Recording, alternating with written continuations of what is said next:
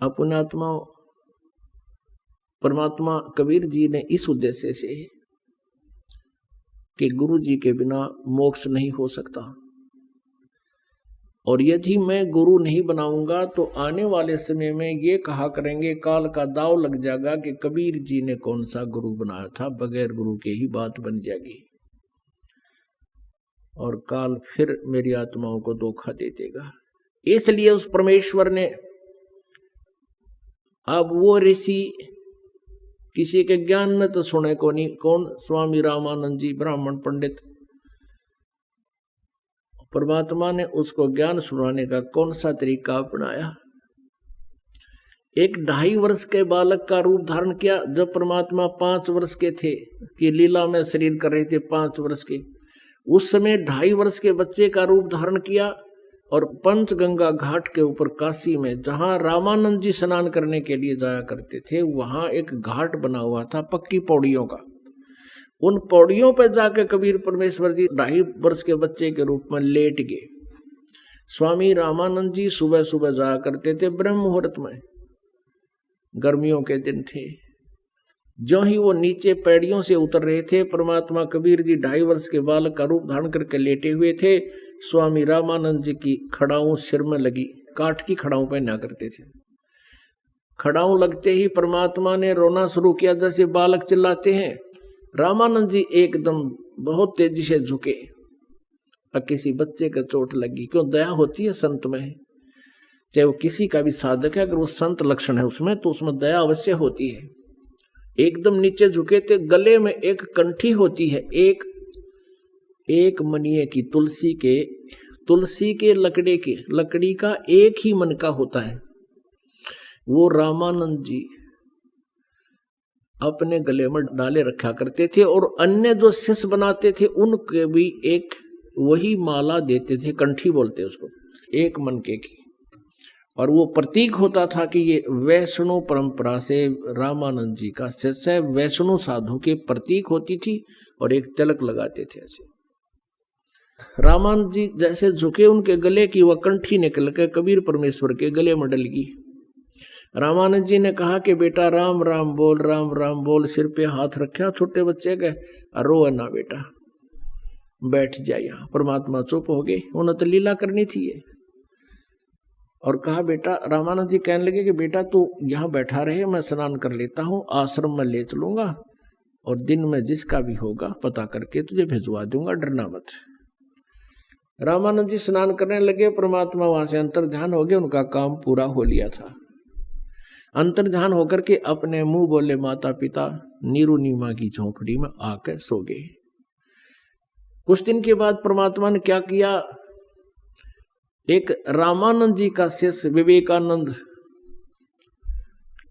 अब रामानंद जी ने 1400 ऋषि बना रखे थे, 1400 चेले थे ऋषि, जो प्रचार करते थे रामानंद जी किसे ग्रहण ज्ञान का। और रामानंद जी सुप्रसिद्ध थे कि ये वेदों और गीता और पुराणों के मर्मज्ञ ज्ञाता है। विवेकानंद जी जो महर्षि रामानंद जी के शिष्य थे, विष्णु जी के उपासक थे, विष्णु पुराण के अंदर सुना रहे थे विष्णु जी सर्वेश्वर हैं, महेश्वर हैं, और ये सब के मालिक हैं, ये सब सृष्टि रचनहार हैं। यही 3 रूप धारण करके सृष्टि स्थिति और संहार का कार्य करते हैं। ये स्वयं अजन्मा है, इनके कोई माता पिता नहीं है।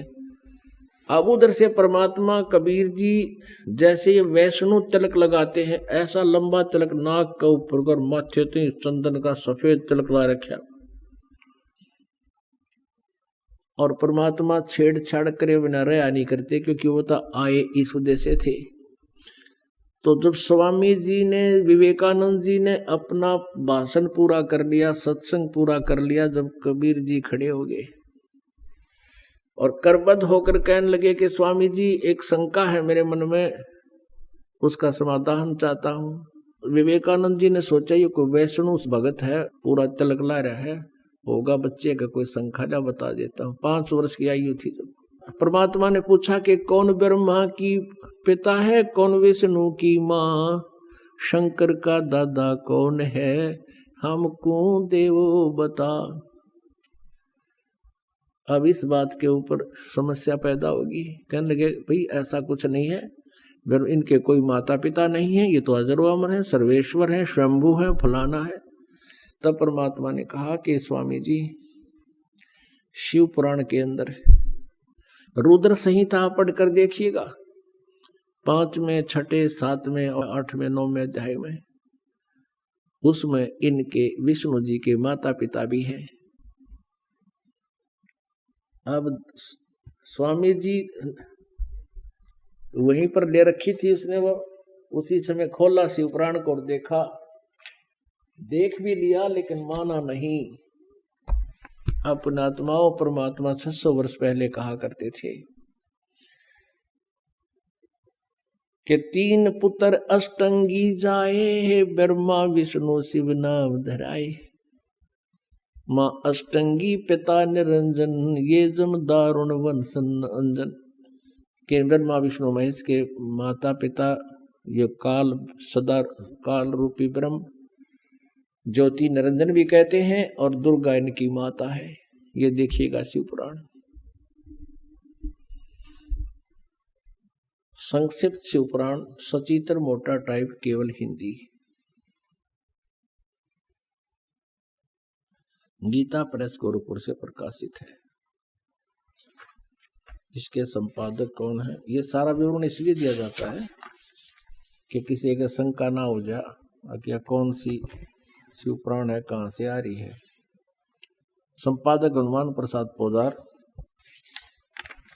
और प्रकाशक में मुद्रक हैं गीता प्रेस गोरखपुर, गोविंद भवन कार्यालय कोलकाता का संस्थान। अब देखिएगा ये रुद्र संहिता अध्याय नंबर 5 हम नीचे देखेंगे, पृष्ठ नंबर 98 से, यहां से आ जाइए। 5वां अध्याय। अपने पुत्र नारद की यह बात सुनकर लोक पितामह ब्रह्मा वहां इस प्रकार बोले। ये 6ठा यहां प्रारंभ हो गया, 6ठे में पढ़ेंगे। ब्रह्मा जी ने कहा, ब्रह्मन, ये 99 पृष्ठ पे, ब्रह्मा जी ने कहा, ब्रह्मन अपने पुत्र को कह रहा है, ब्रह्मा जी नारद को, देव शिरोमणे, तुम सदा समस्त जगत के उपकार में ही लगे रहते हो। तुमने लोगों के हित की कामना से ये बहुत उत्तम बात पूछी है।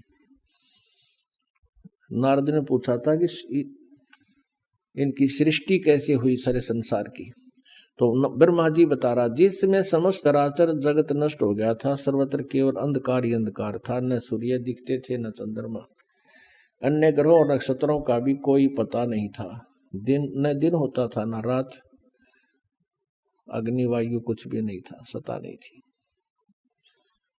उसमें तत् सद्ब्रह्म, इस रुचि में जो सत सुना जाता है वो एकमात्र शेष था। अब आगे देखिएगा 100 पृष्ठ पे, जिस परब्रह्म के विषय में ज्ञान और अज्ञान पूर्ण उक्तियों द्वारा इस प्रकार विकल्प किए जाते हैं, उसने कुछ काल के बाद द्वितीय की इच्छा प्रकट की। उसके भीतर एक से अनेक होने का संकल्प उदित हुआ। उस निराकार परमात्मा ने अपनी लीला शक्ति से अपने लिए मूर्ति यानी आकार की कल्पना की। मूर्ति माने आकार।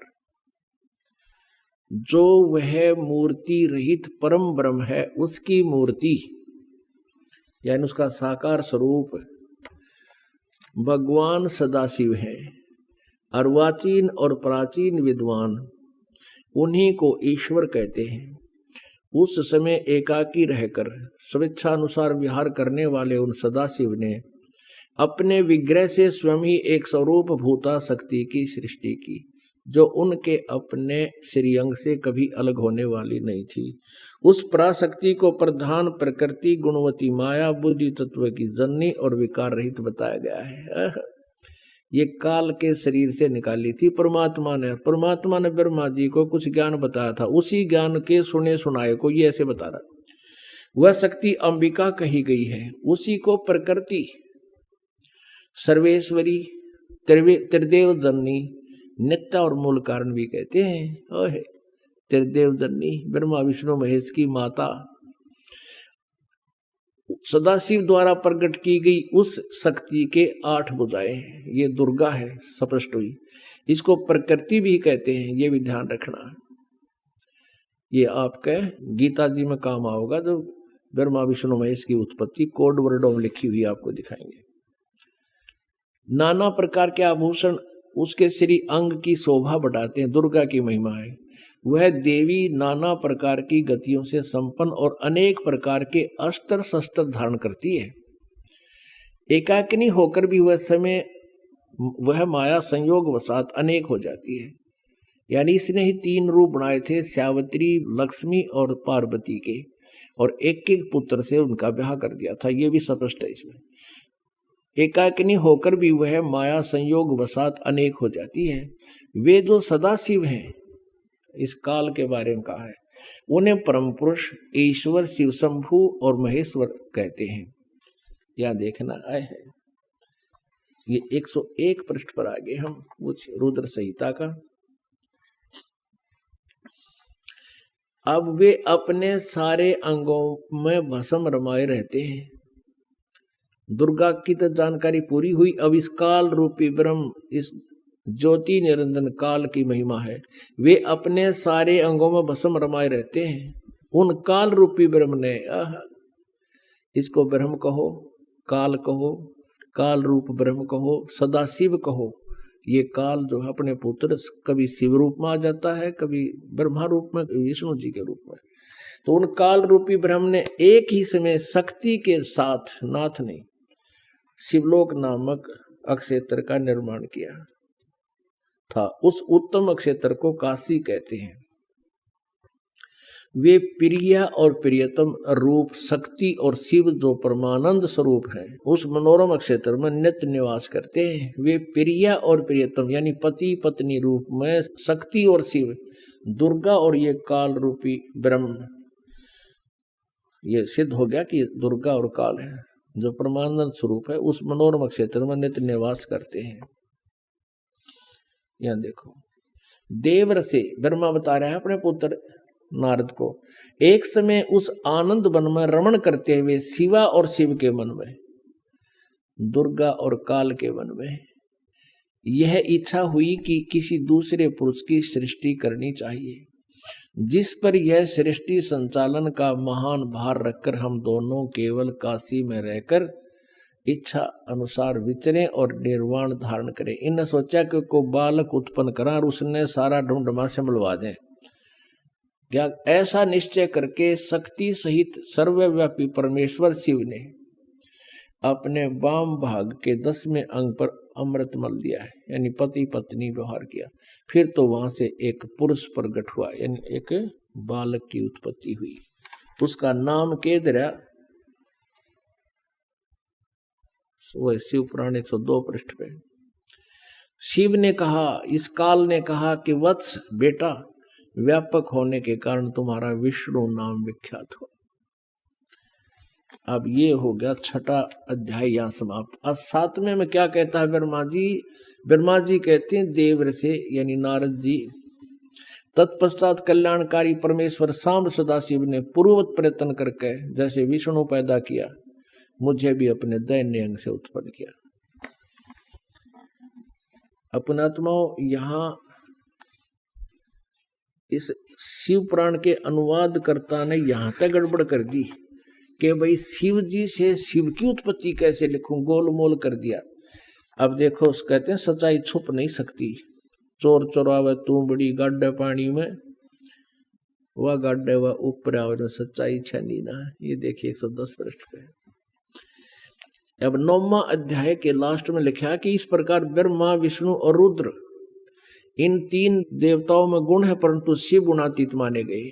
ब्रह्मा, विष्णु और शंकर, रुद्र कहो चाहे शंकर कहो, शिव को महेश कहो, इन तीनों देवताओं में तो गुण है, और ये चौथा इनका पिता इन न्यारा है। हो गए 4 न्यारे न्यारे।